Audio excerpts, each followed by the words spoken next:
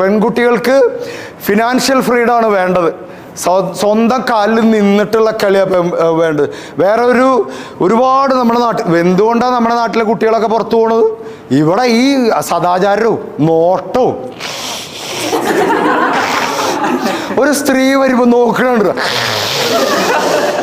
ചിലവർ പിന്നെ പുറകിൽ നോക്കുന്നുണ്ട്, അത് അവരറിയില്ല. ആളെ കിട്ടി. ഞാൻ പല ട്രിക്ക് ഉപയോഗിക്കും, അതിൽ വീഴരുത് കേട്ടോ. ആളെ കിട്ടി. നിങ്ങളിനി നടന്നു പോകുമ്പോൾ ഒരു ക്യാമറ ഓൺ ചെയ്തിട്ട് ഇങ്ങനെ പിടിച്ചിട്ട് പോയാൽ മതി. അല്ല, നിങ്ങളല്ല, കസ്റ്റമറെ നോക്കുന്നത് പറഞ്ഞില്ലേ നേരത്തെ, ഒരു നോട്ടം മതി നമ്മൾ മോശക്കാരനാണെന്ന് തെറ്റിദ്ധരിക്കാൻ. ഇവിടെ കണ്ണിൽ നോക്കേണ്ടത് ഒരു 30 ഡിഗ്രി താഴെ നോക്കിയാൽ തീർന്നു, നമ്മളെ കസ്റ്റമർ സർവീസ് കൊളായി. ആ ഒരു നോട്ടത്തിൽ തന്നെ ശ്രദ്ധിക്കാറുണ്ട്. ഓക്കെ, പിന്നെ എന്താ പറഞ്ഞത്? നോട്ടം. ക്യാഷ് കിട്ടിയപ്പോൾ അഭിമാനം ഉണ്ടായില്ലേ? സ്വന്തം കാലിൽ നിൽക്കുന്ന. പിന്നെന്തൊക്കെയാ ജോലി കിട്ടിയപ്പോ ജീവിതത്തിൽ മാറ്റം വന്നു? ചേച്ചി പറഞ്ഞോളൂ, എന്ത് മാറ്റം വന്നേ? ജീവിതം മാറി. നമുക്കൊരു തീരുമാനം എടുക്കാൻ പറ്റി, ആഗ്രഹിക്കുന്ന ഒരു സാധനം വാങ്ങിക്കാൻ. അതല്ലെങ്കിൽ പലരോട് ചോദിക്കണം, കൈ നീട്ടണം. ആവശ്യത്തിന് കിട്ടൂല, തരൂല. ഞാൻ ഈ ക്ലാസ് കഴിഞ്ഞ് പോവാ, ആ മനുഷ്യനെ അവിടെ കിടന്ന് അയാളിപ്പോൾ കട്ടിലിൻ്റെ മുകളിൽ നിന്ന് വീണിട്ടുണ്ടാവും, ആരോ എന്നെ കുറിച്ച് കുറ്റം പറഞ്ഞു എന്ന് പറഞ്ഞിട്ട്. ആവശ്യത്തിന് തരൂല, പിശിക്കിട്ടൊക്കെ തരികയൊക്കെ ചെയ്യുക. അല്ല, പിന്നെ അഭിമാനം നമുക്കുണ്ടായി. ഓക്കെ, ഒരുപാട് മാറ്റങ്ങളുണ്ടായി. നമുക്ക് ജോലി നമ്മുടെ അഭിമാനമാണ്.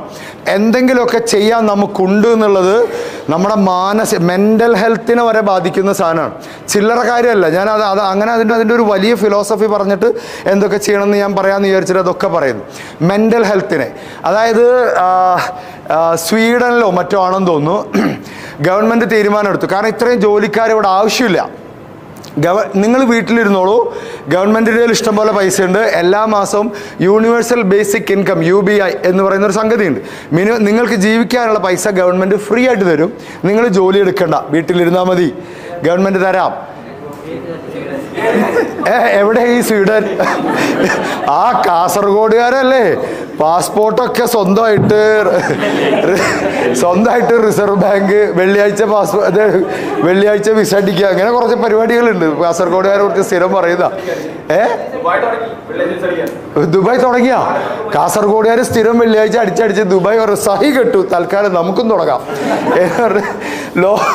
ലോകത്തിന് പുതിയ മാതൃകകൾ എപ്പോഴും സൃഷ്ടിച്ചുകൊണ്ടിരിക്കുന്ന മനുഷ്യന്മാരാണ് കാസർഗോഡ്.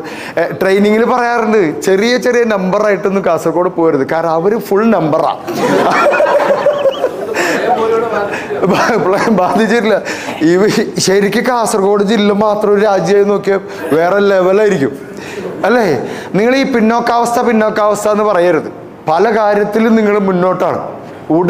ഉടായ്പല്ല,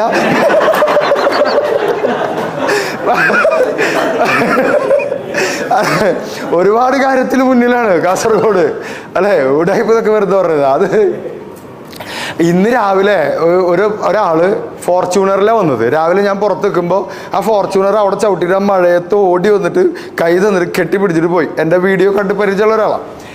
അപ്പം ഞാൻ ഇവനോട് ചോദിച്ചു, എടാ തൃശ്ശൂർ നമ്മൾ ഇത് കണ്ടിട്ടുണ്ടോ? ഒരു ഫോർച്യൂണർ നിർത്തിയിട്ട് മഴയത്ത് ഓടി വന്നിട്ട് അതിൻ്റെ ഒരു മുതലാളി ഓടി വന്ന് കെട്ടിപ്പിടിക്കുമോ? ഇല്ല. അപ്പം അവൻ പറഞ്ഞു, തൃശ്ശൂരും മുതലാളിമാർക്ക് മാത്രമേ ഫോർച്യൂണർ ഉള്ളൂ, ഇവിടെ എല്ലാവർക്കും ഫോർച്യൂണർ ഉണ്ട്. ഫോർച്യൂണറിലുണ്ട് മുതലാളി ആയിക്കൊള്ളുന്നില്ല, വേറെ ആരുടെയോ വണ്ടിയാണ്. അതിൻ്റെ മുതലാളി അറിഞ്ഞിട്ട് പോലും ഉണ്ടാവില്ല ഈ വണ്ടി. ഇത്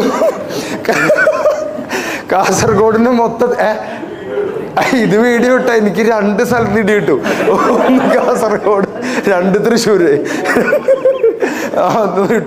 ഇട്ടോ അയ്യോ, അല്ല കാസർഗോഡ് അതല്ലേ സെൽഫ് സഫീഷ്യൻ്റ് ആളുകള്.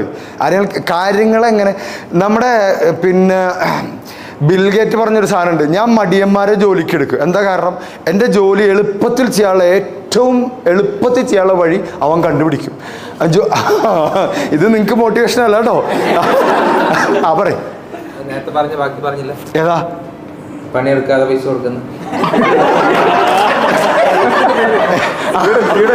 അത് പറയാ ഞാൻ ഒരു സാധനം എവിടെ ഇട്ടിട്ട് പോകില്ല. ചില